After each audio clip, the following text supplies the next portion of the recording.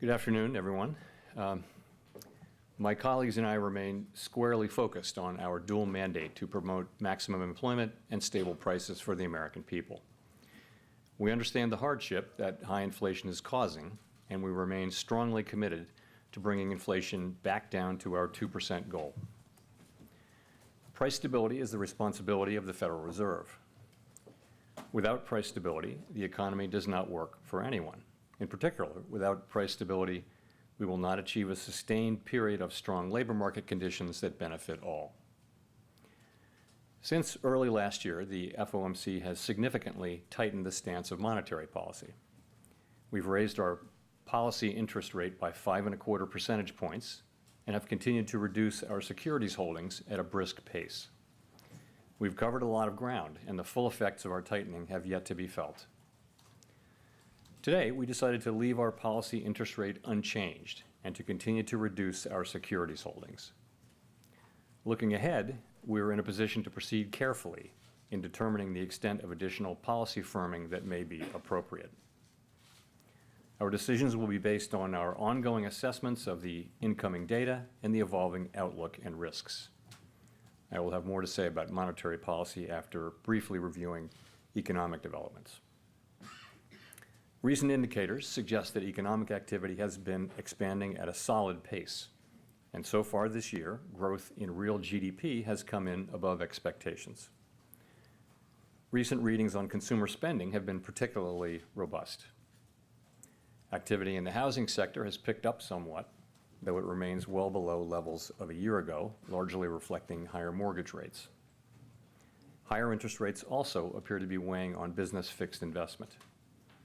In our Summary of Economic Projections, or SEP, committee participants revised up their assessments of real GDP growth, with the median for this year now at 2.1%. Participants expect growth to cool, with the median projection falling to 1.5% next year. The labor market remains tight, but supply and demand conditions continue to come into better balance. Over the past 3 months, payroll job gains averaged 150,000 jobs per month, a strong pace that is nevertheless well below that seen earlier in the year. The unemployment rate ticked up in August, but remains low at 3.8%. The labor force participation rate has moved up since late last year, particularly for individuals aged 25 to 54 years.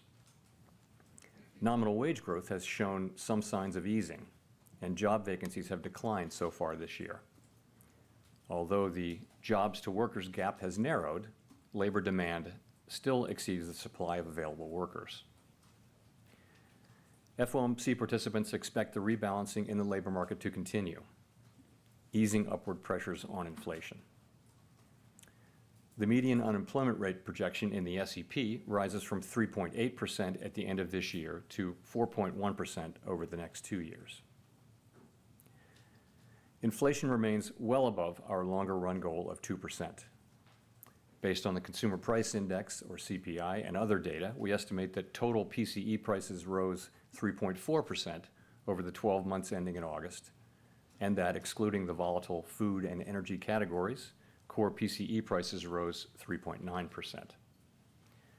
Inflation has moderated somewhat since the middle of last year, and longer-term inflation expectations appear to remain well anchored, as reflected in a broad range of surveys of households, businesses, and forecasters, as well as measures from financial markets. Nevertheless, the process of getting inflation sustainably down to 2% has a long way to go. The median projection in the SEP for total PCE inflation is 3.3% this year, falls to 2.5% next year, and reaches 2% in 2026. The Fed's monetary policy actions are guided by our mandate to promote maximum employment and stable prices for the American people.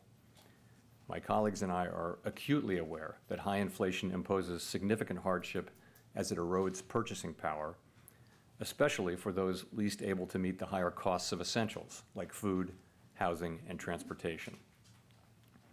We are highly attentive to the risks that high inflation poses to both sides of our mandate, and we are strongly committed to returning inflation to our 2% objective. As I noted earlier, since early last year, we have raised our policy rate by 5.25 percentage points. We see the current stance of monetary policy as restrictive, putting downward pressure on economic activity, hiring, and inflation. In addition, the economy is facing headwinds from tighter credit conditions for households and businesses. In light of how far we have come in tightening policy, the committee decided at today's meeting to maintain the target range for the federal funds rate at 5.25% to 5.5%, and to continue the process of significantly reducing our securities holdings. We are committed to achieving and sustaining a stance of monetary policy that is sufficiently restrictive to bring inflation down to our 2% goal over time. In our SEP, FOMC participants wrote down their individual assessments of an appropriate path for the federal funds rate based on what each participant judges to be the most likely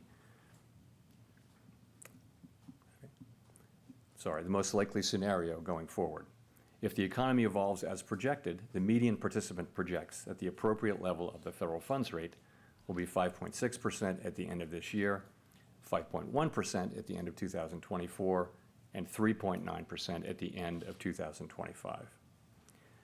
Compared with our June summary of economic projections, the median projection is unrevised for the end of this year, but has moved up by 0.5 percentage point at the end of the next 2 years.